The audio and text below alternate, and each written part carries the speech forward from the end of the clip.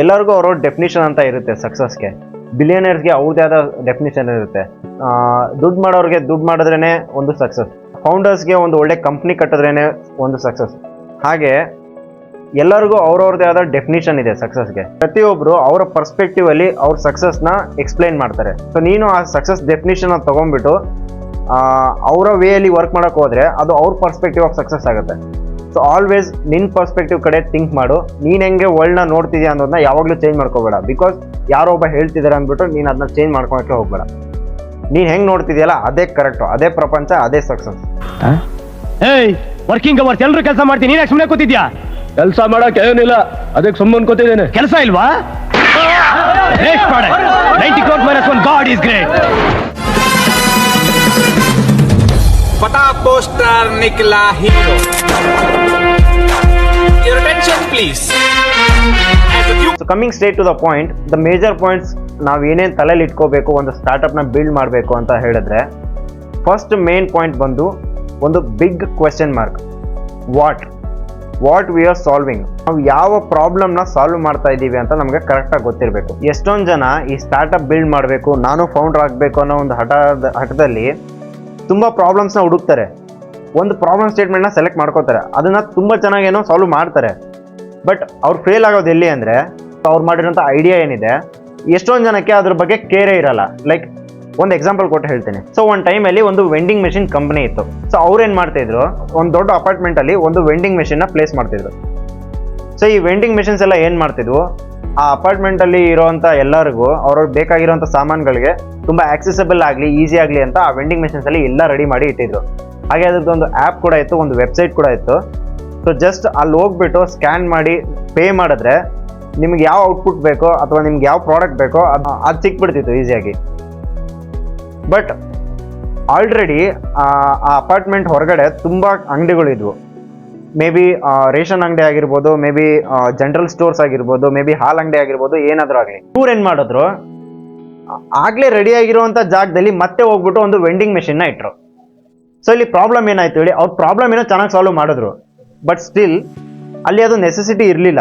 Because ಆಗಲೇ ಅಲ್ಲಿ ತುಂಬ ಅಂಗಡಿಗಳು, ತುಂಬ ಬಿಸ್ನೆಸ್ ಮ್ಯಾನ್ಗಳು, ರಿಟೇಲರ್ಸ್ಗಳು ಇದ್ವು. ಅದ್ರ ಜೊತೆ ಆ ಅಪಾರ್ಟ್ಮೆಂಟ್ಸಲ್ಲಿ ಇರುವಂಥ ಜನಗಳಿಗೂ ಆ ಶಾಪಲ್ಲಿರುವಂಥ ರಿಟೇಲರ್ಸ್ಗೂ ತುಂಬ ಒಳ್ಳೆ ರಿಲೇಷನ್ಶಿಪ್ ಇತ್ತು. ಸೊ ಇಲ್ಲಿ ಏನಾಯಿತು, ಜನ ಏನು ಮಾಡಿದ್ರು, ಈ ರಿಟೇಲರ್ಸ್ ಕಡೆನೇ ಜಾಸ್ತಿ ಹೋಗೋಕೆ ಸ್ಟಾರ್ಟ್ ಮಾಡಿದ್ರು.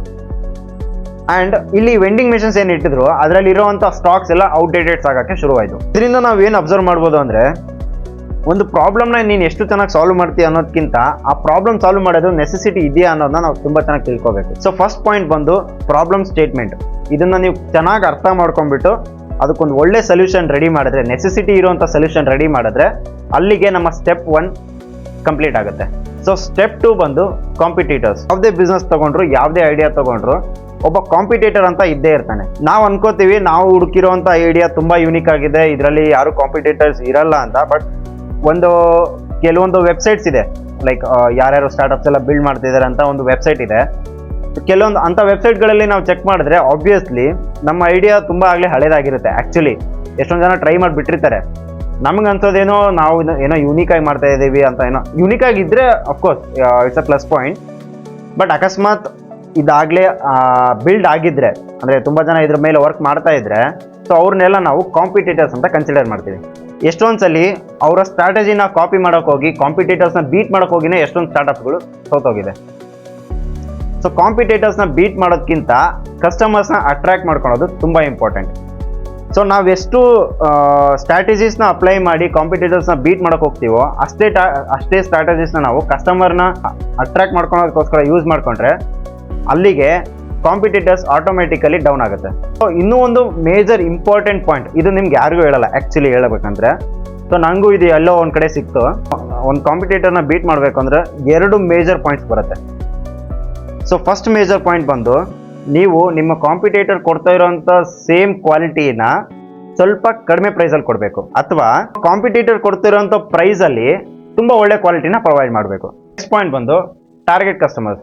ನಮ್ಮ ಕಸ್ಟಮರ್ಸ್ ಯಾರು ಅಂತ ನಾವು ಕ್ಲಿಯರ್ ಆಗಿ ಐಡೆಂಟಿಫೈ ಮಾಡ್ಕೊಂಡಿರ್ಬೇಕು. ನಮ್ಮ ಪ್ರಾಡಕ್ಟ್ಗೂ ಆ ಕಸ್ಟಮರ್ಸ್ಗೂ ತುಂಬ ಒಳ್ಳೆ ಲಿಂಕ್ ಇರಬೇಕು. ಫಾರ್ ಎಕ್ಸಾಂಪಲ್, ನಾವು ಯಾವುದೋ ಒಂದು ಕ್ಲಾತಿಂಗ್ ಬ್ರ್ಯಾಂಡ್ ತೆಗಿತಾ ಇದ್ದೀವಿ ಅಂದರೆ ನಾವು ಯಾರಿಗೆ ಕ್ಲಾತಿಂಗ್ ಬ್ರ್ಯಾಂಡ್ ತೆಗಿತಾ ಇದ್ದೀವಿ, ನಮ್ಮ ಪ್ರಾಡಕ್ಟ್ ಯಾರಿಗೋಸ್ಕರ ಇದೆ, ಸ್ಟೂಡೆಂಟ್ಸ್ಗಿದೆಯಾ, ಪ್ರೊಫೆಷನಲ್ಸ್ಗಿದೆಯಾ, ಏಜ್ ಆಗಿರೋರ್ಗಿದೆಯಾ, ಟ್ರೆಡಿಷನಲ್ಸ್ಗಿದೆಯಾ, ಯಾರಿಗಿದೆ ಅಂತ ನಾವು ಕರೆಕ್ಟಾಗಿ ಐಡೆಂಟಿಫೈ ಮಾಡಬೇಕು. ಇದನ್ನ ಐಡೆಂಟಿಫೈ ಮಾಡಿದ್ಮೇಲೆ ನಮ್ಮ ನೆಕ್ಸ್ಟ್ ಪ್ರೋಸೆಸ್ಗಳನ್ನ ಸ್ಟಾರ್ಟ್ ಮಾಡಬೇಕು. ಸೊ ನಾವು ಯಾರಿಗೆ ಸೆಲ್ ಮಾಡ್ತಿದ್ದೀವಿ ಅನ್ನೋದ್ರ ಮೇಲೆ ನಮ್ಮ ಪ್ರಾಡಕ್ಟ್ ಎಷ್ಟು ರನ್ ಆಗುತ್ತೆ ಅನ್ನೋದು ಡಿಪೆಂಡ್ ಆಗುತ್ತೆ. ಟಾರ್ಗೆಟ್ ಕಸ್ಟಮರ್ಸ್ ಯಾರು ಅಂತ ಫಿಕ್ಸ್ ಆದಮೇಲೆ ನಮ್ಮ ಪ್ರಾಡಕ್ಟ್ಗೆ ಒಂದು ಲೋಗೋ, ಒಂದು ಹೆಸರು, ಲೋಗನ್ನ ರೆಡಿ ಮಾಡಬೇಕಾಗತ್ತೆ. ಸೊ ಈ ನೇಮ್ ಏನಿದೆ, ನಮ್ಮ ಪ್ರಾಡಕ್ಟ್ನ ನೀಟಾಗಿ ಡಿಫೈನ್ ಮಾಡಬೇಕು.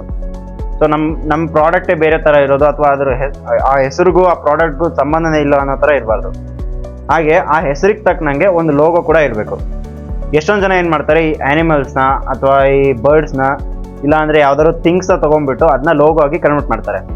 ಇನ್ನು ಕೆಲವ್ರು ಏನು ಮಾಡ್ತಾರೆ, ಅವರ ಹೆಸರಲ್ಲಿರುವಂಥ ಕೀವರ್ಡ್ಸನ್ನೇ ಲೋಗೋ ಆಗಿ ಯೂಸ್ ಮಾಡ್ತಾರೆ. ಇನ್ನು ಕೆಲವೊಂದು ಸಿಂಬಲ್ಸ್ನ ಯೂಸ್ ಮಾಡ್ತಾರೆ. ನೀವು ಯಾವ ಥರ ಆದರೂ ಯೂಸ್ ಮಾಡ್ಬೋದು, ಅದು ನಿಮಗೆ ಬಿಟ್ಟಿದ್ದು.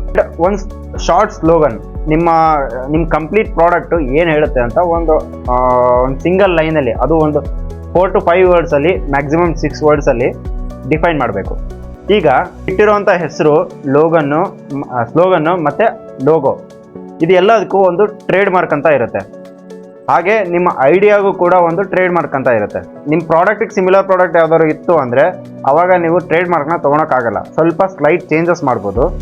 ಅಕಸ್ಮಾತ್ ಯಾವುದು ಪ್ರಾಡಕ್ಟ್ಸೇ ಇಲ್ಲ ಸಿಮಿಲರ್ ಅಂತಂದರೆ, ಸೊ ನೀವು ಆರಾಮಾಗಿ ಟ್ರೇಡ್ ಮಾರ್ಕ್ ಅಪ್ಲೈ ಮಾಡಿಬಿಟ್ಟು ಒಂದು ಟ್ರೇಡ್ ಮಾರ್ಕ್ನ ರಿಜಿಸ್ಟರ್ ಮಾಡ್ಕೋಬೋದು. ಸೊ ನೆಕ್ಸ್ಟ್, ಇದು ಒಂದು ಕ್ರೂಷಿಯಲ್ ಪಾಯಿಂಟ್ ಏನಂದರೆ ಡಿಸ್ಟ್ರಿಬ್ಯೂಷನ್.